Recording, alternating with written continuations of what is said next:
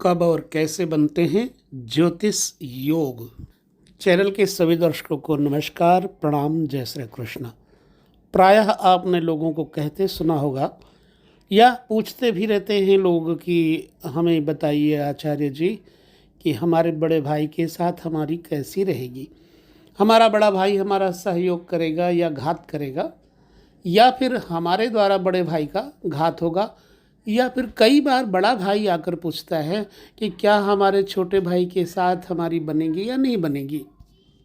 तो ऐसी अवस्था में आप क्या जवाब दें और हम क्या जवाब दें, इसके लिए आपको देखना होगा जन्म कुंडली में भाई के प्रति बड़े भाई के लिए कौन सा ग्रह और कौन सा स्थान।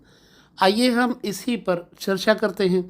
देखिए, जब लग्नाधिपति, तृतीयाधिपति अथवा लग्नाधिपति, एकादशाधिपति दोनों नैसर्गिक पापी ग्रह हों और दोनों का प्रभाव एकादशेश यानी 11वें गुरु पर पड़ रहा हो, क्योंकि यह सच बताऊं आपको तो जन्म कुंडली में एकादशेश बड़े भाई का कारक होता है और बड़े भाई का जो कारक है मुख्यतः बृहस्पति होता है। तो ऐसी अवस्था में जब लग्नाधिपति, तृतीयाधिपति अथवा लग्नाधिपति, एकादशाधिपति दोनों नैसर्गिक पापी ग्रह हों, यानी लग्नाधिपति भी पापी ग्रह हो और एकादशाधिपति भी पापी ग्रह हो, क्योंकि जो स्वयं है लग्नाधिपति अगर वो पापी नहीं होगा तो बड़े भाई का घात कैसे करेगा। तो इसलिए लग्नाधिपति भी पापी हो और एकादशाधिपति भी पापी ग्रह हो और दोनों का प्रभाव एकादशेश गुरु पर पड़ रहा हो, एकादशेश के ऊपर, तो अग्रज घातक योग बनता है। व्यक्तिगत रूप से ये किसी के प्रति विद्वेष भावना भड़काने के लिए बिल्कुल नहीं है वीडियो, ये सिर्फ ज्योतिषियों के लिए और ज्योतिष मत को समझने के लिए है। तो आइए हम हेतु समझते हैं। लग्नेश, तृतीयेश तथा एकादशेश व्यक्ति के सेल्फ प्रतिनिधि हैं, अपने स्वयं के प्रतिनिधि हैं।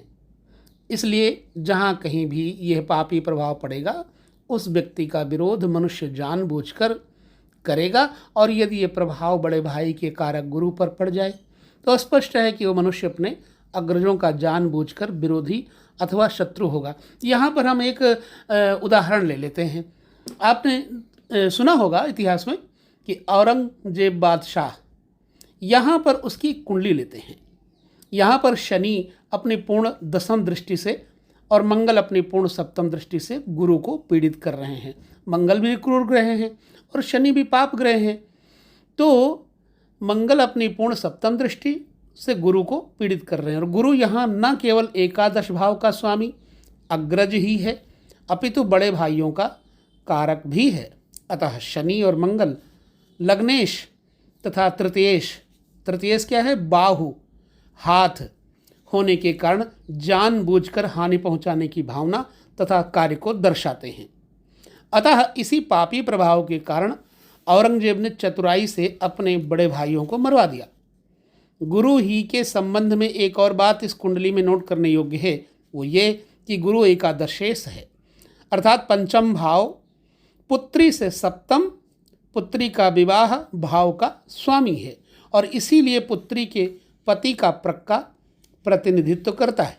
शनि तथा मंगल का ऐसी अवस्था में स्थिति को प्राप्त होकर गुरु पर इस प्रभाव का सोचा समझा पापी प्रभाव यहाँ पर यह दर्शाता है कि बादशाह की पुत्री का विवाह न होने के कारण स्वयं बादशाह की इच्छा ही थी। खैर, इतिहास अपनी जगह पर है लेकिन ज्योतिष अपनी जगह है। तो हम ज्योतिष के इन योगों को सूक्ष्मदर्शिता के साथ आपके साथ बांट रहे हैं। इसका तात्पर्य यही है कि हम हर गहराई को मापें, जानें, और ज्योतिष विद्या इतना गहरा है समुद्र की तरह कि इसमें से रत्न पाने बड़े कठिन है, लेकिन जितने आप डुबकी लगा पाओ, यानी कि उसमें तलाश कर पाओ, आप उसमें सीख पाओ, उतने ही रत्न आपके हाथ में लग जाएंगे।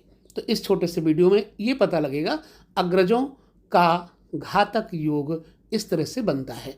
तो इस वीडियो में बस इतना ही। छोटे से वीडियो के बाद पुनः मिलेंगे किसी वीडियो में, तब तक लेते हैं विदा। नमस्कार, जय श्री कृष्णा, प्रणाम।